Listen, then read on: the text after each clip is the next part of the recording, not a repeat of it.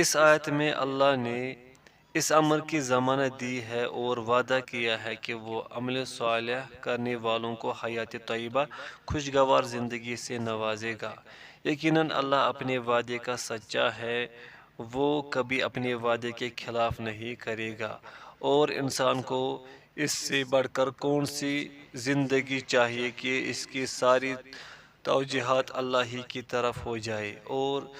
صرف اسی کی رضامندی اور رضا جوئی کی طرف متوجہ ہو جائے۔ اس کے قلب میں کسی قسم کا تشت و اضطراب نہ رہے، بلکہ قلب کی تمام تر توجہ اللہ ہی کی طرف رہے۔ اس کے تمام افکار جو منقسم و منتشر ہوتے ہیں اور ہر وادی میں پراگندہ صورت میں گھومتے پھرتے ہیں، وہ صرف معبود واحد پر، اس کی رضامندی و رضا جوئی پر مجتمع ہو جائے، اور وہ صرف اپنے محبوب اعلیٰ کا ذکر کرتا رہے اور اس پر محبت الہی شوق لقائے محبوب اعلیٰ اور محبوب اعلیٰ سے انس اور تقرب اس پر غالب آ جائے، اور اس کے ساری ہموم و غموم، فرحتیں اور مسرتیں اور تصورات اسی محبوب اعلیٰ کے گرد طواف کرتے رہے، بلکہ اس کے خطرات قلب بھی اس محبوب اعلیٰ کے گرد طواف کرتے رہے۔ ایسا آدمی اگر خاموش بھی رہتا ہے تو صرف اللہ کے لیے، اللہ کی رضا جوئی کے لیے وہ بولتا بھی ہے، تو صرف اللہ کے لیے سنتا بھی ہے، تو اللہ کے لیے دیکھتا بھی ہے، تو اللہ کے لیے اور اللہ کے ساتھ اللہ کی رضامندی کے لیے، اور اس کے تمام تر حرکات و سکنات صرف اس کی مرضی، اس کی رضامندی و رضا جوئی کے لیے ہوتی ہے۔ اسی کے ساتھ وہ اپنی زندگی گزارتا ہے اور اسی پر وہ مرتا ہے اور اسی پر آخرت میں اٹھایا جائے گا۔ حدیث قدسی اور اس کا مفہوم، جیسا کہ صحیح بخاری میں ہے کہ اللہ تعالیٰ حدیث قدسی میں فرماتا ہے، ترجمہ: میرا بندہ مجھ سے تقرب حاصل کرتا ہے اور اس کے پاس وہ ہوتا ہے جو اس پر میں نے فرض کیا تھا، اور یہ میرا بندہ تو نوافل کے ذریعے مجھ سے تقرب حاصل کرتا ہے، یہاں تک کہ میں اس سے محبت کرنے لگتا ہوں، اور جب میں اسے اپنا دوست بنا لیتا ہوں تو میں اس کا کان بن جاتا ہوں جس سے وہ سنتا ہے، اس کی آنکھ بن جاتا ہوں جس سے وہ دیکھتا ہے، اس کا ہاتھ بن جاتا ہوں جس سے وہ پکڑتا ہے، اس کا پاؤں بن جاتا ہوں جس سے وہ چلتا ہے، پس وہ میری ہی مدد سے سنتا ہے، میری ہی مدد سے دیکھتا ہے، میری ہی مدد سے پکڑتا ہے اور میری ہی مدد سے چلتا ہے، اور اگر وہ مجھ سے کچھ مانگتا ہے تو میں اسے دیتا ہوں، اور اگر وہ میری پناہ مانگتا ہے تو میں اسے پناہ دیتا ہوں۔ میں جو کچھ کرنا چاہتا ہوں اس میں مجھے کبھی تردد نہیں ہوتا، جیسے کہ تردد مجھے میرے مومن بندے کی روح قبض کرنے میں ہوتا ہے۔ وہ موت کو ناپسند کرتا ہے اور میں ایسی کوئی بات پسند نہیں کرتا جو اسے بری لگے، لیکن موت سے اس کو کوئی چارہ نہیں ہے۔ اس حدیث قدسی کے معنی اور اسرار غلیظ الطبع، کثیف القلب انسان ہرگز نہیں سمجھ سکتا۔ حدیث کی مراد یہ ہے کہ اللہ کی محبت کے اسباب دو قسم کے ہیں: فرائض کا ادا کرنا اور نوافل کے ذریعے تقرب الہی حاصل کرنا۔ اللہ نے اس حدیث میں یہ خبر دے دی کہ جو لوگ مجھ سے تقرب اور نزدیکی حاصل کرنا چاہے وہ پہلے فرائض ادا کرے، اس کے بعد نوافل کی کوشش کرے۔ نوافل کا درجہ فرائض ادا کرنے کے بعد ہے۔ اللہ سے محبت کرنے والا جب نوافل کی کثرت کرتا ہے تو وہ اللہ کا محبوب بن جاتا ہے، تو یہ محبت ایک اور محبت کی موجب بن جاتی ہے جو پہلی محبت سے مافوق اور قوی تر ہوتی ہے۔ یہ محبت اس کے قلب کو غیر محبوب کی فکر و اہتمام سے مستغنی کر دیتی ہے، اس کی روح فکر اغیار کے مقابلے میں غالب آ جاتی ہے اور اس میں کسی غیر کی گنجائش نہیں چھوڑتی۔ اس کے سامنے صرف اسی محبوب کی محبت اور اسی محبوب کا ذکر ہوتا ہے اور بس۔ یہی محبت اس کے قلب کے زمام کی مالک ہو جاتی ہے اور اس پر اسی طرح مستولی اور غالب ہو جاتی ہے جس طرح ایک محبوب پر کسی محب صادق کی محبت مستولی اور غالب آ جاتی ہے کہ اس کی محبت کی تمام تر قوتیں اور کوششیں صرف اسی محبوب کے لیے وقف ہو جاتی ہے، اور بلا ریب یہ ایک ایسا محب اور دوست ہوتا ہے کہ محبوب ہی کے لیے سنتا ہے اور دیکھتا ہے، اور محبوب ہی کے لیے پکڑتا اور چلتا ہے، محبوب ہی اس کی قلب میں بسا ہوا ہوتا ہے اور ہر وقت اس کے ساتھ ہوتا ہے اور ہمہ وقت اس کا مونس اور ساتھی اور رفیق ہوتا ہے۔ حدیث میں جہاں حرف با آیا ہے مصاحبت اور معیت کے لیے ہے، اور یہ وہ مصاحبت و معیت ہے جس کی نظیر و مثال نہیں مل سکتی۔ اس مصاحبت و معیت کا سمجھنا اخبار و احادیث کے الفاظ اور احادیث کے ظاہر معنی سے ممکن نہیں۔ یہ مسئلہ محض علمی نہیں ہے بلکہ دوسرے ہی شعبہ کا مسئلہ ہے، اور یہ کیفیت تو ایسی کیفیت ہے کہ ایک انسان دوسرے انسان سے محبت کرنے لگتا ہے تو یہ کیفیت پیدا ہو جاتی ہے، حالانکہ انسان کی محبت کے لیے پیدا نہیں کیا گیا اور جو اس کی فطرت سے خارج ہے، جیسا کہ بعض محبت کے ماروں نے کہا ہے۔ ترجمہ: میری آنکھ میں تیرا خیال ہے اور زبان پر تیرا ذکر، تیرے آرام کی جگہ میرا قلب ہے، بس اب تو جہاں چھپے گا۔ ایک اور شاعر کہتا ہے، ترجمہ: میری آنکھیں ان کو ڈھونڈتی ہیں اور حال یہ ہے کہ وہ اس کے دل میں ہیں، اور میرا قلب ان کا مشتاق ہے حالانکہ وہ میری بغل میں ہے۔ عجیب بات ہے کہ میں محبت سے ان کی طرف کھینچتا ہوں اور جو مجھ سے ملتا ہے اس سے ان کا حال پوچھتا ہوں، اور حال یہ ہے کہ وہ میرے ساتھ ہی ہے۔ اگر میں کہوں کہ تو مجھ سے غائب ہے تو میرا قلب میری تصدیق نہیں کرتا، کیونکہ تو میرے قلب میں ایسی جگہ چھپا ہوا ہے کہ تو غائب ہو ہی نہیں سکتا۔ یا اگر میں یہ کہوں کہ تو غائب نہیں ہے تو آنکھیں جھٹلاتی ہیں، تو اب میں اس صدق و کذب میں حیران ہوں۔ محبوب سے محب جس قدر قریب ہوتا ہے دوسرا کوئی اس قدر نہیں ہوتا، اور بسا اوقات یہ محبت اس قدر راسخ ہو جاگزی ہو جاتی ہے کہ محبت کرنے والا اپنی جان تک کو فراموش کر جاتا ہے، لیکن محبوب کو کسی حال میں فراموش نہیں کرتا، جیسے کہ کہا گیا ہے، میں اس کے ذکر کو بھی بلا دینا چاہتا ہوں مگر یہ ہوتا یہ ہے کہ لیلی ہر راستہ پر میرے سامنے ہوتی ہے۔ کسی اور شاعر نے کہا، قلب کی طرف سے بلا دینے کا ارادہ کیا جاتا ہے اور طبیعت الگ کرنے سے انکار کرتی ہے۔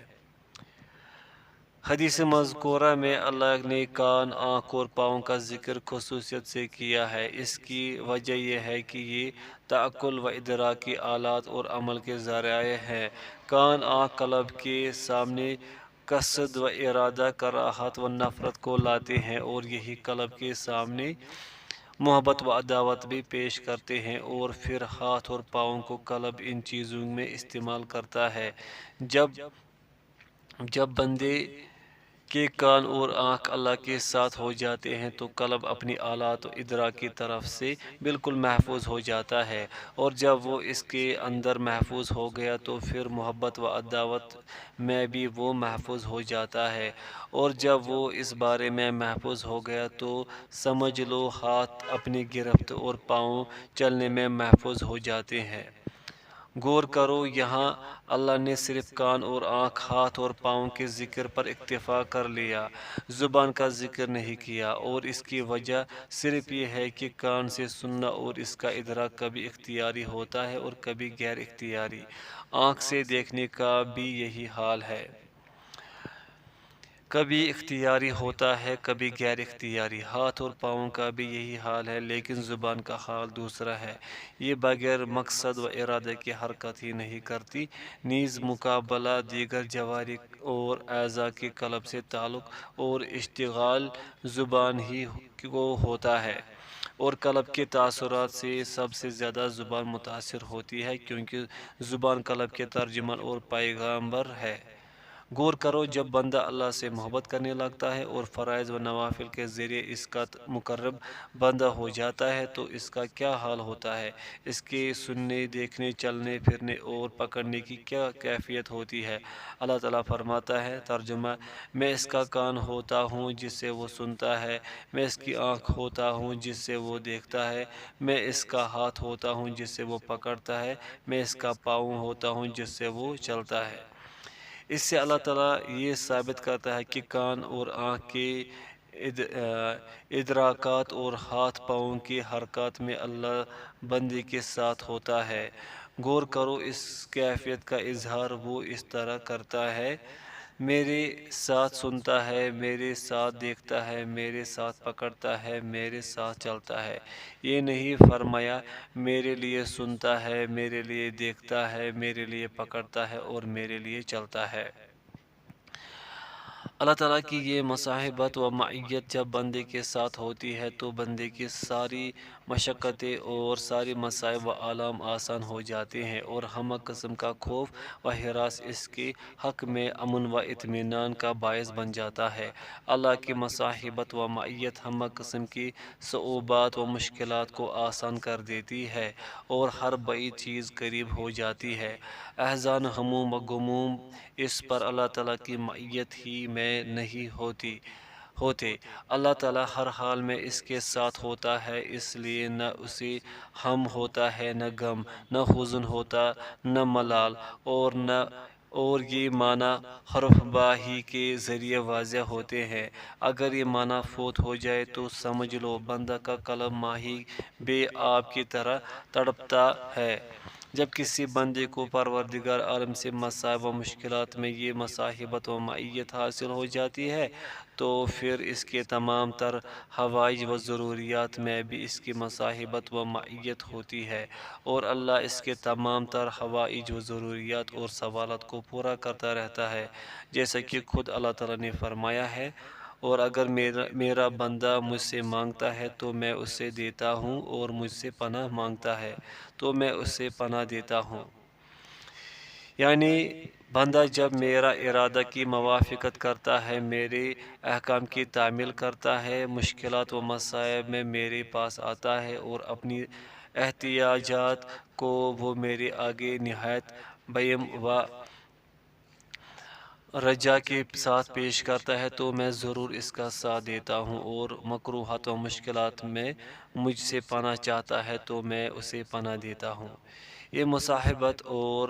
اس قسم کی معیت اللہ کے جانبین سے ثابت کی ہے، اور یہ مصاحبت و معیت وہ رشتہ ہے کہ اللہ اپنے ایسے بندے کی موت میں بھی تردد کرنے لگتا ہے کیونکہ اس بندے کو موت پسند نہیں، اور جو چیز اس بندے کو پسند نہیں اسے پروردگار عالم بھی پسند نہیں کرتا۔ جب اس بندے کی کسی قسم کی برائی کا اور رنج اسے پسند نہیں تو اس کا مقتضا یہ ہے کہ اللہ اسے بھی موت نہ دے، لیکن بندے کی مصلحت اسی میں ہے کہ وہ اسے موت سے ہم آغوش کر دے، کیونکہ اللہ موت اسی لیے بھیجتا ہے کہ وہ اسے دوبارہ زندہ کرے گا، مرض و بیماری میں اس لیے مبتلا کرتا ہے کہ اسے صحت و صلاحیت سے نوازے گا، اسے فقیر و مسکین اس لیے بناتا ہے کہ اسے غنی اور بامراد بنائے گا، جب اس سے کچھ روکتا ہے تو کچھ عطا کرنے کے لیے ہی روکتا ہے، اسے اپنے باپ آدم کی صلب میں رکھ کر اس لیے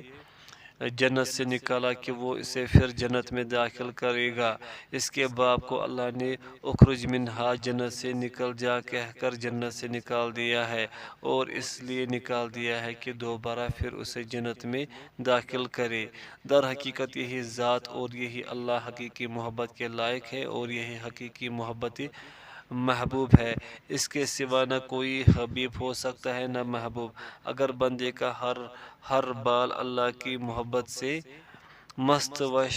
سرشار ہو جائے تب بھی بندے پر اللہ کا حق ہے جو ادا نہیں ہو سکتا۔ کسی شاعر نے کیا اچھا کہا ہے: اپنے دل کو خواہشات میں جہاں چاہو بھٹکاؤ، محبت تو صرف حبیب اول کے لیے ہی ہے۔ زمین کی بہت منزلوں سے نوجوان الفت رکھتا ہے، لیکن اس کے دل کی بے قراری تو ہمیشہ پہلی ہی منزل کے لیے ہے۔ تعبد محبوب کے سامنے انتہا درجہ کی ذلت و خاک ساری ہے۔ تعبد کی حقیقت یہ ہے کہ محبوب کے سامنے اپنے آپ کو انتہا درجہ ذلیل و خاک ساری کر دیا جائے۔ محبت کا چھٹا درجہ تتیم التتیم، اس کے بعد محبت کا وہ درجہ ہے جسے التتیم کہتے ہیں، یہ محبت کا آخری درجہ ہے۔ التتیم کے یہ معنی ہے کہ محب اپنے محبوب کی عبادت و پرستش کرنے لگ جائے۔ چنانچہ عرب کا محاورہ ہے، جب انسان کسی کی عبادت کرنے لگتا ہے تو کہتے ہیں تیم الحب، میں نے اس کو بندہ بنا لیا ہے، محبت نے اس کو بندہ بنا لیا ہے۔ اور یہ جملہ بھی اس معنی میں ہے یتم اللہ یعنی عبداللہ۔ تعبد محبوب کے سامنے انتہا درجہ کی ذلت و خاک ساری ہے۔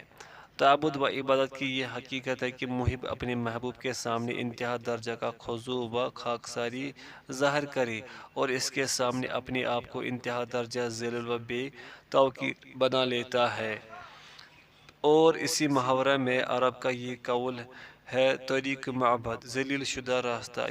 یعنی وہ راستہ جس سے مدتوں تک روند کر ذلیل و پامال کیا گیا ہو۔ پس عبد و بندہ وہ ہے جسے محبت نے محبوب کے سامنے خاضع اور سرنگو کر دیا ہو، اور یہی وجہ ہے کہ بندے کے تمام مقامات و حالات میں عبودیت سب سے زیادہ اشرف و اعلیٰ مقام ہے، اور اسی لیے سلوک کی راہ میں تعبد سے بڑھ کر کوئی شریف ترین منزل نہیں، اور یہی وجہ ہے جو اللہ تعالیٰ نے اکرم الخلائق محبوب ترین بندے سیدنا محمد رسول اللہ صلی اللہ علیہ وسلم کو اہم سے اہم مقام میں بھی وصف تعبد کے ساتھ یاد فرمایا ہے۔ مقام دعوت، مقام تحدی بالنبوہ، مقام معراج میں بھی وصف عبودیت سے یاد فرمایا ہے۔ فرماتا ہے، اور ہوا یہ کہ جب اللہ کا بندہ اس کی عبادت کرنے کے لیے کھڑا ہو تو جن و انس گول کے گول بن کر اس پر پل پڑے۔ سورۃ الجن۔ یہ مقام دعوت میں فرمایا، مقام تحدی نبوت کی مقام میں فرماتا ہے، اگر تمہیں اس کلام کی صداقت میں کوئی شبہ ہے جو ہم نے اپنے بندے پر نازل کی ہے تو ایسی ایک صورت ہی بنا لاؤ۔ سورۃ البقرہ۔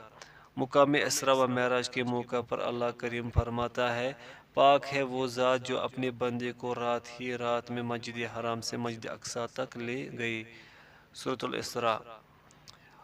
اور شفاعت کی ایک حدیث وارد ہے، تم لوگ محمد صلی اللہ علیہ وسلم کے پاس جاؤ، وہ ایسا عبد بندہ ہے جس کے تمام اگلے پچھلے گناہ اللہ نے معاف کر دیے ہیں۔ صحیح البخاری و صحیح مسلم۔ رسول اللہ صلی اللہ علیہ وسلم کو یہ مقام شفاعت، کمال عبودیت و کمال مغفرت کے ذریعے سے ہی حاصل ہوا ہے۔ اللہ تعالیٰ نے مخلوق کو صرف اپنی عبادت کے لیے پیدا کیا ہے، اور اللہ کا کوئی بھی شریک نہیں، اور محبت کے تمام انواع و اقسام میں عبادت ایک کامل ترین نوع اور اکمل ترین قسم ہے۔ عبادت میں انتہائی خضوع و خشوع اور انتہائی ذلت و خاکساری ہوا کرتی ہے، اور اسلام کی اصل حقیقت بھی یہی ہے۔ حقیقتاً ملت ابراہیمی بھی یہی ہے، جس سے بجز سفیہ النفس اور احمق کے کوئی روگردانی ہی نہیں کر سکتا، جیسا کہ خود اللہ فرماتا ہے، اور دین ابراہیم سے وہی بے رغبتی کرے گا جس کی خود عقل ماری گئی ہو۔ سورہ بقرہ۔ اور یہی وجہ ہے جو اللہ کے نزدیک شرک سے بڑھ کر کوئی گناہ نہیں، شرک کے سوا وہ دوسرے گناہ معاف کرے گا لیکن شرک کبھی معاف نہیں کرے گا۔ اصل شرک اور اللہ کے ساتھ اصل شرک یہی ہے کہ اللہ کی محبت میں کسی اور کو شریک کیا جائے، جیسا کہ اللہ فرماتا ہے، اور بعض لوگ ایسے بھی ہیں جو اللہ کے شریک اوروں کو ٹھہرا کر ان سے ایسی محبت کرتے ہیں جیسی اللہ سے کرنی چاہیے۔ البتہ جو لوگ ایمان دار ہیں وہ اللہ کی محبت میں بہت سخت ہوتے ہیں۔ سورہ بقرہ۔ اللہ تعالیٰ اس آیت میں یہ خبر دیتا ہے کہ بعض لوگ اللہ کے ساتھ دوسروں کو بھی شریک بنا لیتے ہیں اور اس سے ویسی ہی محبت کرتے ہیں جیسے وہ اللہ کی ذات سے کرتے ہیں۔ اللہ تعالیٰ اس آیت میں یہ بھی خبر دیتا ہے کہ ایمان والے اللہ کی ذات سے انتہا درجہ کی محبت رکھتے ہیں، اور ایسی محبت جیسے کہ یہ مانند و مثیل بنانے والے اپنے مانند و مثیل کے سے رکھتے ہیں،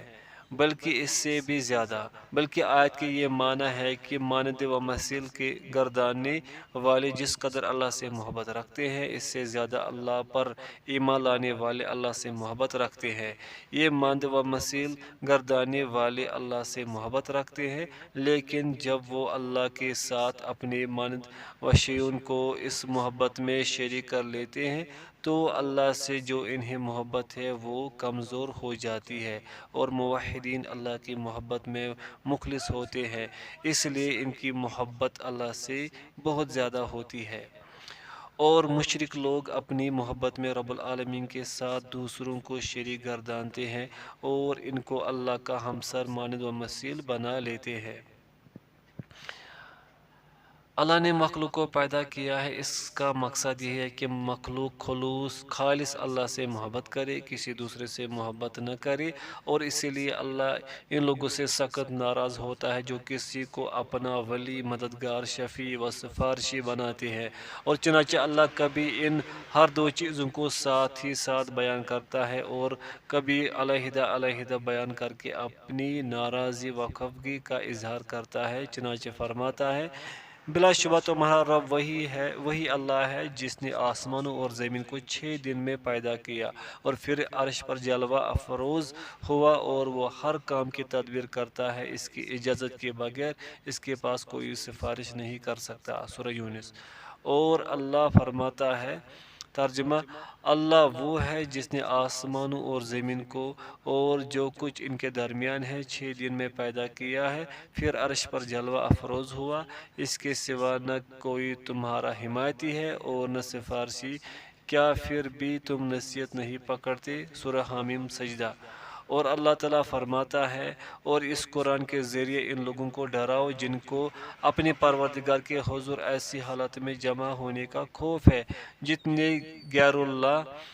ہے، نہ کوئی ان کا مددگار ہوگا اور نہ کوئی سفارشی، اسی امید پر کہ وہ ڈر جائے۔ سورہ انعام۔ اور اللہ تعالیٰ فرماتا ہے، کیا ان لوگوں نے اللہ کو چھوڑ کر دوسروں کو سفارشی بنا رکھا ہے؟ اے پیغمبر، آپ کہہ دیں، اگرچہ وہ کچھ بھی اختیار نہ رکھتے ہوں اور نہ عقل رکھتے ہوں، کہہ دیجئے تمام سفارش کا مختار اللہ ہی ہے۔ سورہ الزمر۔ اور اللہ تعالیٰ فرماتا ہے، ان کے پیچھے جہنم ہے، جو کچھ انہوں نے حاصل کیا تھا وہ انہیں کچھ بھی نفع نہ دے گا، اور نہ وہ معبود جن کو اللہ کے سوا انہوں نے حمایتی بنا رکھا تھا، اور ان کے لیے تو بہت بڑا عذاب ہے۔ سورہ جاثیہ۔